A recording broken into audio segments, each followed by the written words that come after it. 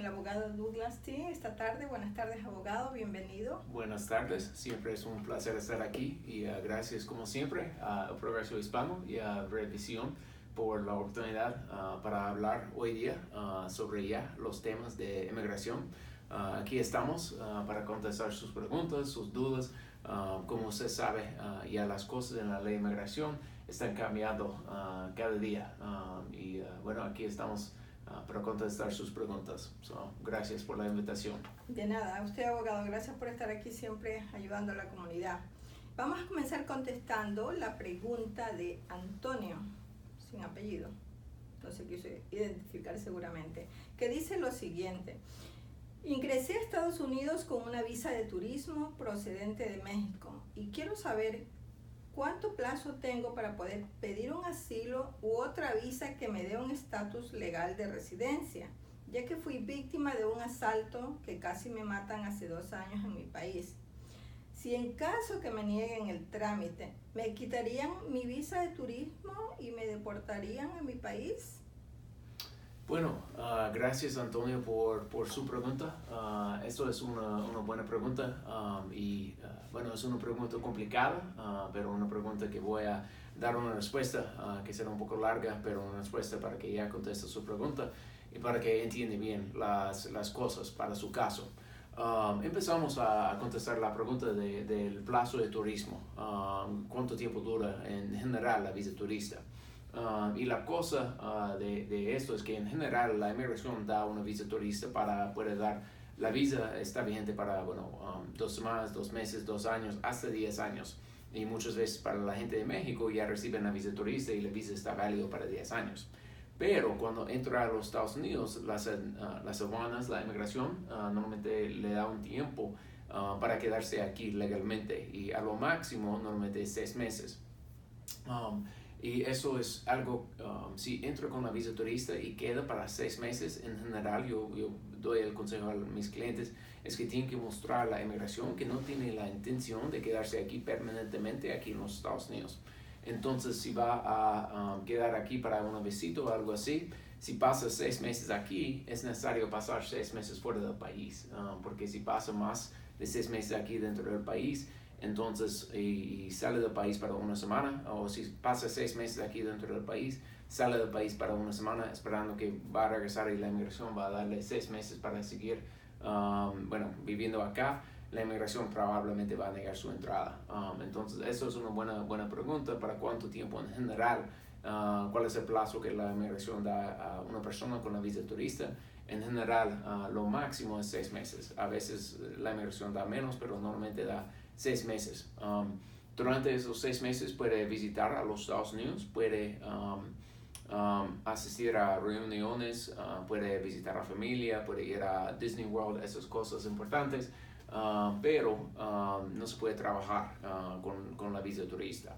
La cosa en su caso, y lo siento por lo que pasó, el asalto que pasó hace 2 años en su país, pero si alguien queda para más de 6 meses y no ha aplicado para un cambio de estatus, por ejemplo una visa de trabajo o a la residencia o al asilo o algo así, si no aplica para este cambio de estatus durante los 6 meses, entonces va a empezar a tener algo que se llama bajo la ley presencia ilegal, presencia indocumentado.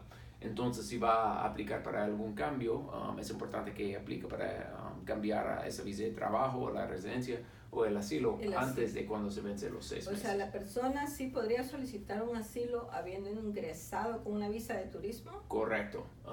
Y eso es algo, por ejemplo, yo tenía un cliente de Siria y ellos ya, mucha gente que pide el asilo entran indocumentados, entran por la frontera. Pero igual hay gente que tiene una visa turista y vienen de algún país. Por ejemplo, si alguien es cristiano y viene de China y ha sufrido persecución, a veces ya primero saca una visa turista y después aplica para el asilo. Pero sí. En esos casos, por ejemplo, cuando la persona ingresa con su visa de turismo, pero ya viene con su segunda intención. Sí. De pedir asilo. Correcto. Prácticamente inmigración no lo ve como que esa persona ha mentido. Y no lo ve como así, y creo que eso es porque, bueno, y a veces cuando la gente entra con la visa turista, cuando entran y la inmigración pregunta para qué viene, a veces ellos simplemente dicen, yo vengo para pedir el asilo, y ellos dejan a esa persona entrar. Si alguien entra con la visa turista y dicen, y dice, bueno, yo voy a entrar para pedir el asilo, probablemente van a detener a esta persona, sino por horas, posiblemente para 10 o semanas. Posiblemente van a mandarlos a un centro de detención.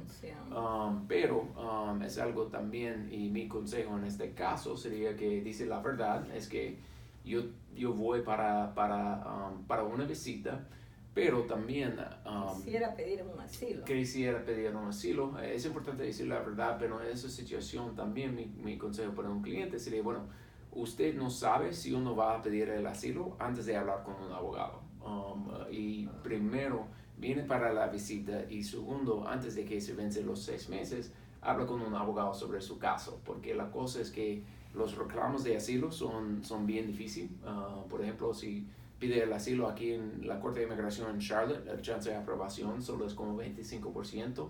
Si pide el asilo frente de la agencia de inmigración, que es otra agencia, el chance de asilo es de la aprobación de su aplicación para asilo es un 50-50. Entonces, antes de aplicar para el asilo, mejor ya hablo con un abogado para ver cuáles son las posibilidades de ganar su caso, y para saber cuáles son los beneficios si gana el asilo, pero también cuáles son los riesgos si pierde el asilo.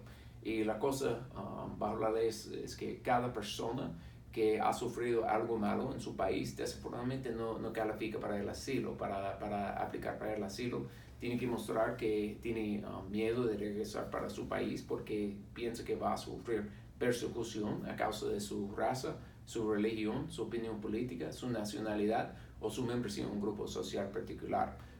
Y en este caso, antes de aplicar, vale la pena, señor Antonio, de hablar con un abogado para ver si tiene un buen caso, y para ver otra vez cuáles son las posibilidades de ganar. Otra cosa importante para el asilo es que normalmente hay varias excepciones, pero son excepciones ya estrictas, pero alguien normalmente tiene que aplicar durante el asilo durante el primer año que está aquí en el país. Entonces, si entró al país en mayo de 2018, tiene que aplicar para el asilo antes de cumplir un año aquí en el país. Y si él entró con la visa turista, él va a aplicar para el asilo no primero con la Corte de Inmigración, pero con la Agencia de Inmigración, que es USCIS, que es parte de Department of Homeland Security. Va a aplicar con USCIS primero, y si ellos nieguen su aplicación para asilo y dicen que usted no califica para el asilo, automáticamente van a mandar su caso para la Corte de Inmigración. No es como, bueno, no sé si uno van a ponerme en procedimientos de deportación. Bajo la ley, si está negado su aplicación de asilo por la agencia de inmigración, ellos tienen que mandar a usted a la corte, a procedimientos de deportación. Y entonces es algo importante para tomar en cuenta. Algo también es que si aplica para el asilo, está mostrando que no tiene la intención de regresar a su país. Y la cuestión más importante para la visa turista es si o no alguien va a regresar para su país. Y en esa situación, señor Antonio, si usted aplica para el asilo, es probable que la próxima vez, y bueno, si aplica para el asilo, va a la Corte de Inmigración, ellos nieguen su aplicación para asilo y mandan usted de nuevo para México, probablemente van a negar, y usted intenta entrar a los Estados Unidos de nuevo, probablemente la inmigración va a negar su entrada a los Estados Unidos, posiblemente van a cancelar su visa. Y por eso, bueno, hay muchas cosas para tomar en cuenta antes de aplicar para el asilo. Y no es para decir que no vale la pena, porque no sé las cosas específicas de su caso y posiblemente ya vale la pena, pero muchas veces lo que pasa, y me imagino que usted ha visto lo mismo, es que la gente aplica para asilo sin saber las consecuencias si no ganan. Y por eso hay que tomar todo en cuenta antes de aplicar. Ir donde un abogado de inmigración, obviamente, para poder tomar los pasos correctos. Sí, porque... Y tratar de ganar el asilo, porque un asilo no es fácil, ¿no? Sí, Y algo que se ve mucho también en el asilo es que desafortunadamente se ve mucho fraude, porque y he visto mucho ahora, por ejemplo, con clientes de Venezuela, porque la situación del país es muy difícil. Hay mucha persecución, pero hay mucha gente que están llegando, no, hay unos a Charlotte, pero muchos a Miami, muchos a Nueva York, y un notario llena la aplicación para el asilo. Y han puesto cosas que no son la verdad. O algún amigo dice, no se preocupe, yo apliqué, yo voy a ayudar a usted para llenar la solicitud de asilo, es fácil. Y bueno, al fin del día sale fraude en su aplicación para asilo y bueno, las cosas van a ser muy difíciles en el futuro si tiene este problema. Uno de los trámites más engorrosos seguramente es ¿no? El de los asilos, pues, y hay que contratar a un abogado. Si usted gusta, amigo, puede llamarlo aquí al abogado. El número aquí en la oficina es 704-940-9128. Es 704-940-9128. Y a la primera consulta ya es gratis. Y señor Antonio, me gustaría mucho hablar con usted sobre su caso de asilo. Gracias. Gracias. Vamos a contestar otra pregunta de Andrea Suárez que dice lo siguiente. Soy ciudadana y deseo traer a mi hermana que es soltera de 19 años de edad. Y mi pregunta es, si es verdad que uno firma ante el USCIS no sé qué papeles en donde dice que yo me haría cargo de ella y que ella no podría pedir ayuda a la seguridad social, por ejemplo, si no encuentra trabajo apenas llegue con su residencia. ¿Hasta cuándo yo como peticionaria lo haría? O sea, ella pregunta hasta cuándo ella tendría que seguirse haciendo cargo de su hermana. Sí. Y eso porque es verdad que se firman unos papeles. Correcto, es la verdad. Y eso es algo bien interesante que a veces la gente no sabe, es que cuando alguien hace una petición para un familiar para la residencia, tiene que firmar una forma que es la forma I-864, es la Form I-864. Y se llama en inglés Affidavit of Support, en español se llama Declaración de Apoyo, algo así. Y técnicamente lo que está firmando es un contrato entre usted y el gobierno de los Estados Unidos. Y eso es, no importa si está haciendo la petición para su esposa, para su hermana, sus papás, sus hijos, no importa si está haciendo una petición para otra persona, está firmando un contrato diciendo al gobierno que va a ser responsable de esta persona. Y si esta persona tiene que recibir beneficios del gobierno de los Estados Unidos porque no está ganando dinero suficiente o si cualquier otra pasa, técnicamente usted puede ser responsable de reembolsar el dinero, el costo al gobierno de cuidar a esta persona. ¿Sí? O sea, esta persona puede solicitar, pero el responsable es el que hizo la petición. Correcto. Interesante. Sí, y por eso siempre yo digo a clientes hay que revisar y leer bien los papeles antes de firmar. Pero solo son beneficios específicos. Hay unos beneficios que no califican. Y si alguien tiene que recibir, por ejemplo, tratamiento médico de emergencia, en general eso no califica. Y hay una lista de beneficios que alguien se puede recibir que no cuenta para que ya tiene que reembolsar el gobierno, pero hay unos beneficios que ya que cuenta. Y si alguien que es residente de los Estados Unidos recibe estos beneficios, entonces la persona que es el sponsor para el caso, el peticionario, puede ser responsable. Pero esta responsabilidad termina cuando la persona que es el beneficiario arregla la ciudadanía o cuando cumple con algunos otros requisitos, se me olvida, pero eventualmente se termina. O sea, mientras no se haga ciudadana esa persona, ¿sigue siendo responsable quien la pidió? Correcto. Wow, o sea, si le tarda 15, 20 años en hacerse ciudadano, porque quizá una persona mayor no habla bien el inglés, bueno, tantos asuntos que a veces le impiden a las personas hacerse ciudadanos, ¿sigue siendo responsable quien le dio la affidavit? Correcto. Sí. Wow, interesante. Y tengo que revisar también, puedo investigar eso para la otra semana. Hay otras cosas que pueden pasar que terminan su responsabilidad. Voy a escribir esto como pregunta para... Me gustaría. Pero, por ejemplo, si se casa con alguien y trae su esposa o si trae a su esposo de otro país, y ellos vienen y bueno, las cosas no están funcionando y después de 3 años deciden divorciarse, todavía usted puede ser responsable para él. Eso es algo, hay que revisarlo bien, y siempre digo a clientes, tienen que saber cuáles son sus responsabilidades cuando traen a una persona a los Estados Unidos. Al otro lado, y bueno, me imagino con un poco de miedo y preocupación que está pensando ahora, pero al otro lado, más de 6 años de experiencia de trabajar en la ley de inmigración, yo nunca he visto un caso en que el gobierno ha puesto o ha pedido que alguien paga para reembolsar al gobierno. Es porque muchos de los beneficios, un residente permanente de los Estados Unidos no es elegible para muchos beneficios bajo la ley. Sí, es claro. Y eso es otra cosa. Pero ya, es algo importante, y voy a investigar esta pregunta de cuándo terminan las responsabilidades. Eso sería muy importante para ver si lo tratamos la próxima semana. Sí. Gracias, Andrea, por su pregunta. Amigos, pueden conectarse en vivo también, que apenas respondamos estas preguntas, comenzaremos a contestar sus preguntas. Vamos a contestar la pregunta de Jacinto Landazuri, que dice lo siguiente. Vivo en California y mi hijo, que está en el Navy, me está arreglando mi residencia. Ya fui a sacarme mis huellas desde febrero del 2017.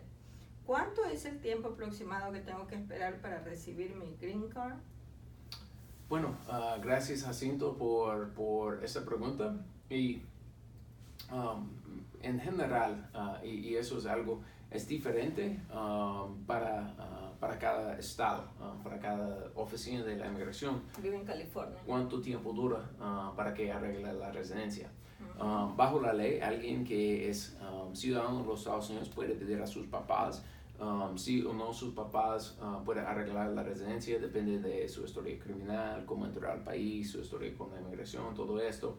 Pero en esta situación, por ejemplo, si su hijo, porque está en las Fuerzas Armadas, aplicó para el parole para su papá, o si su papá Jacinto ya entró al país con visa de turista o visa de trabajo o algo así, entonces probablemente su hijo puede hacer una petición para Jacinto.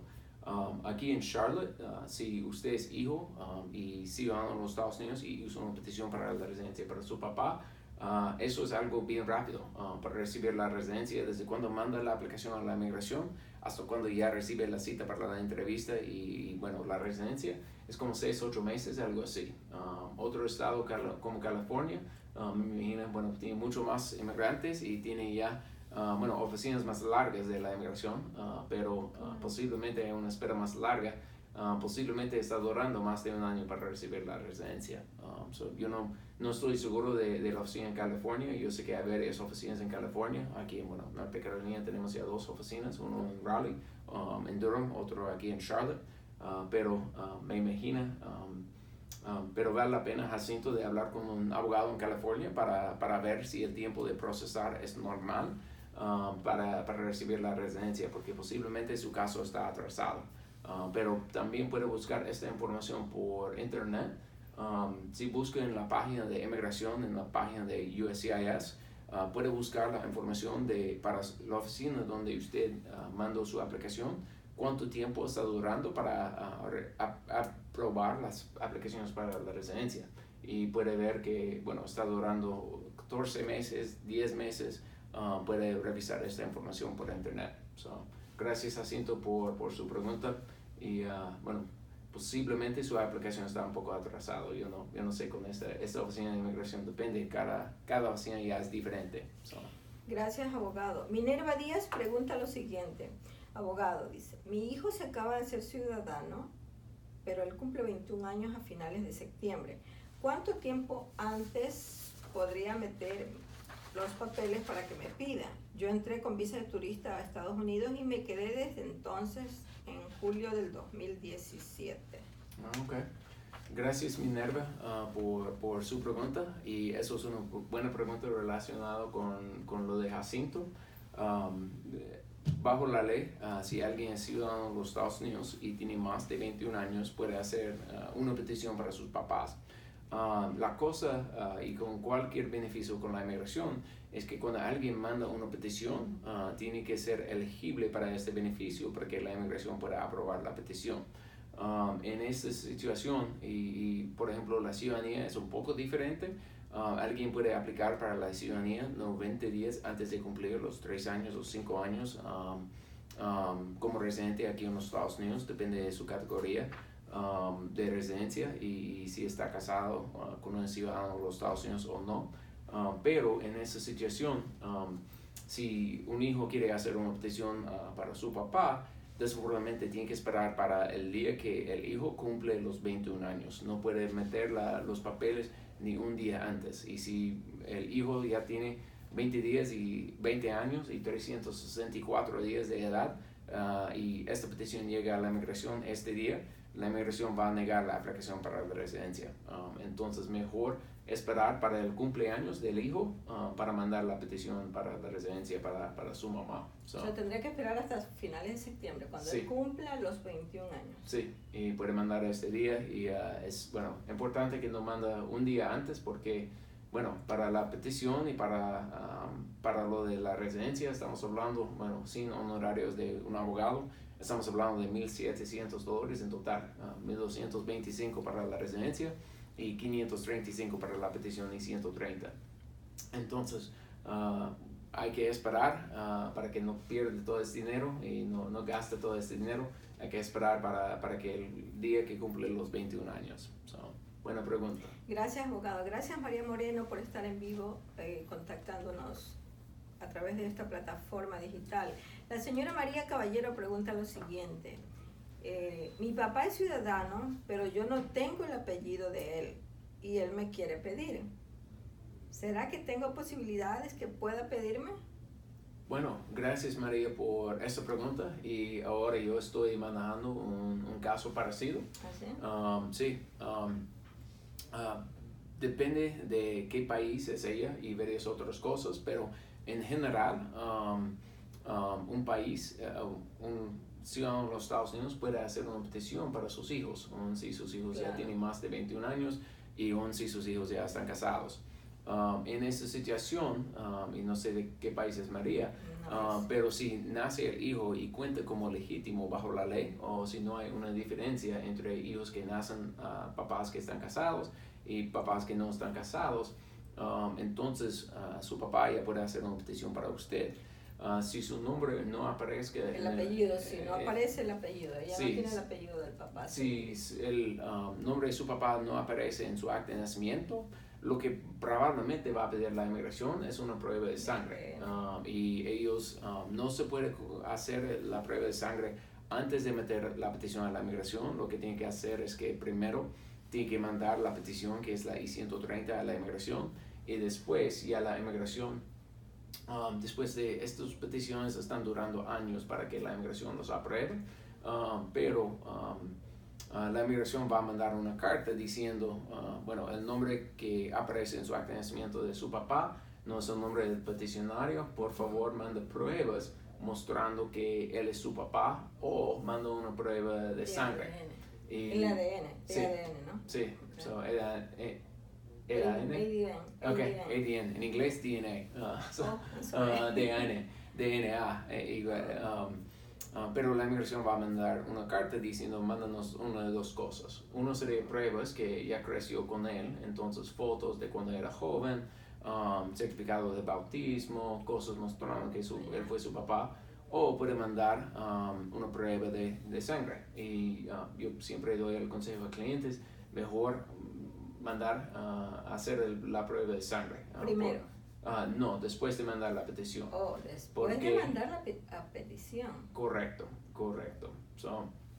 Porque lo que va a pasar es que solo puede usar compañías que están autorizados por la inmigración.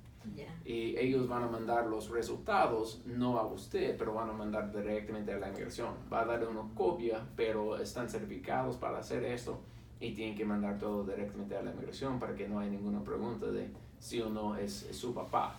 Ok, en todo caso, entonces esta persona no es que tiene que arreglar su partida de nacimiento en su país de origen, que le inscriba ahí al papá, no es necesario. No es necesario. Interesante, sí, muy interesante correcto. Y práctico, ¿no? Sí, porque le evita todo ese trámite Sí. a cualquier persona que tenga esa situación. Y Así- si no está, bueno, en este país y están intentando arreglarlo, me imagino que puede durar años y, bueno, miles de dólares para pagar un abogado en su país, mejor ya simplemente hacer prueba de sangre aquí.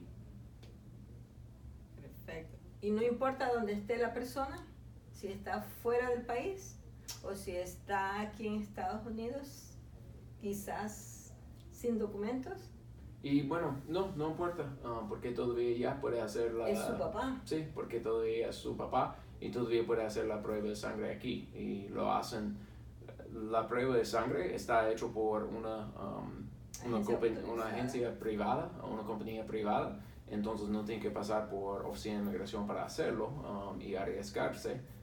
Puede hacerlo, bueno, con la compañía de prueba de sangre. So. Ok, gracias abogado. De nada, gracias señora María por su pregunta. Juanita Enríquez pregunta lo siguiente, abogado, la mamá de mi esposo murió en su lugar de trabajo aquí en Estados Unidos, en un accidente, cuando mi esposo era un niño. ¿Habrá posibilidad de alguna visa U? Bueno, gracias Juanita por esa pregunta y es mamá de... Del su esposo. Okay. Murió en el lugar de trabajo aquí en Estados Unidos, en un accidente que tuvo en el trabajo. Lo siento Cuando que es... su esposo era un niño, dice. O sea, ya ha pasado algunos años. Ok, sí, me imagino. Entonces, So, quiere saber si hay la posibilidad de alguna visa U. sí, eso es una buena pregunta Juanita y lo siento por lo que pasó a la mamá de su esposo. Y para que la gente que no sabe algo de la visa U es para gente que son víctimas de crímenes y que ayudan en la investigación del crimen. Y vamos a hablar más bueno, sobre la visa U, pero primero quiero decir que no sé cuánto tiempo ha pasado, pero aún sí la mamá de su esposa estaba aquí, aún sí la mamá de su esposo estaba aquí sin papeles, muchas veces todavía ya cuando ella murió todavía tiene el derecho de los beneficios bajo la ley de alguien que muere en su trabajo. Entonces, si no ha hablado con un abogado, vale la pena hablar con un abogado civil para ver si hay alguna compensación que debe recibir porque su mamá ya murió en un accidente en el trabajo.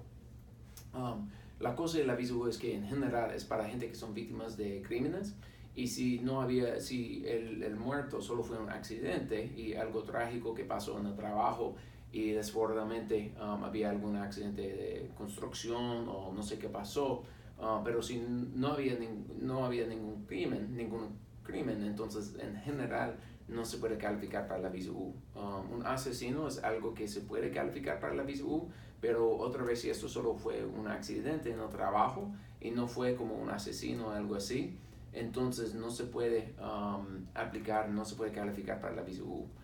Pero bueno, vale la pena si había algún reporte de la policía o si,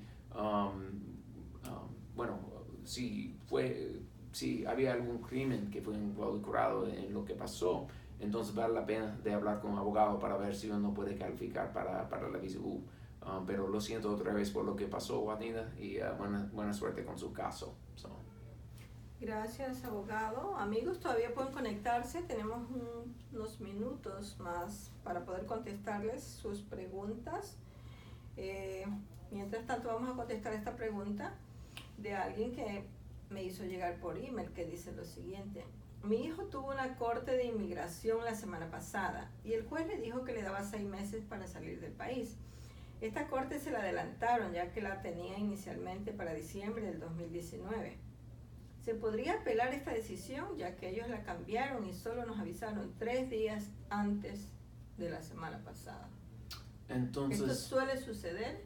O sea, esta persona tenía una corte para diciembre del 2019 y se la adelantaron, imagínense, más de un año antes y solamente le avisaron 3 días antes. Y el juez decidió de que la persona tiene que salir del país, se le dieron 6 meses para que salga. Entonces ella está preguntando que sí puede apelar esa situación, esa decisión, porque solo le dieron 3 días. Sin duda pues no tuvieron tiempo de quizás de tener la documentación que deberían requerir para poder ir a la corte. Sí, y el juez, ella fue a la corte y el juez dio a él 6 meses para salir del país. Posiblemente puede apelar a la decisión del juez. En esa situación, probablemente lo que sería correcto aquí sería hacer una moción para continuar el caso, para pedir que el juez pone el caso para otra fecha.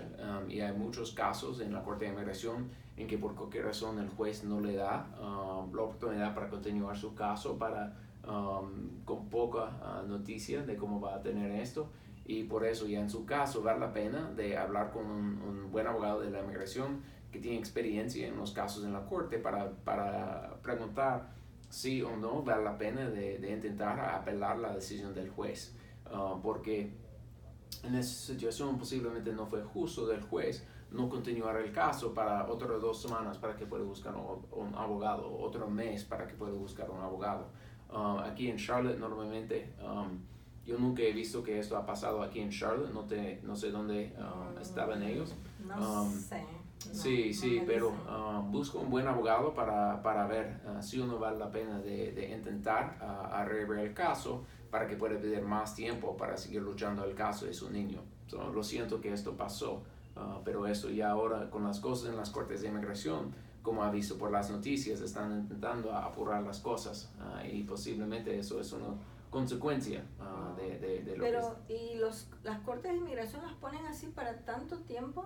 Aquí en Charlotte no. En general normalmente aquí en Charlotte hay 2 tipos de audiencias.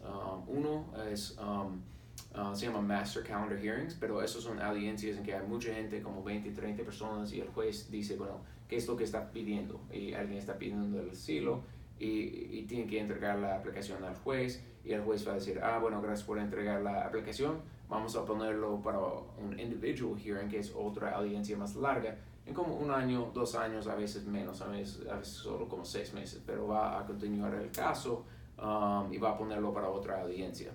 Pero en otros estados que están más ocupados los cortes y tienen más gente, más casos de deportación, a veces están poniendo las cortes en 2, 3, 4, 5 años. Entonces, es algo más en lugares como California, Nueva York, algo así, Atlanta a veces, pero aquí en Charlotte lo más largo sería como 2 años, pero muchas veces ponen la próxima audiencia en 2, 3 meses, algo así. Bueno, abogado, muchas gracias, amigos. Esto es todo por el día de hoy. Los esperamos la próxima semana. Gracias a usted, abogado. Bueno, gracias a usted, como siempre, a El Progreso Hispano y a Red Visión por la oportunidad para contestar sus preguntas. Que tengan buena noche.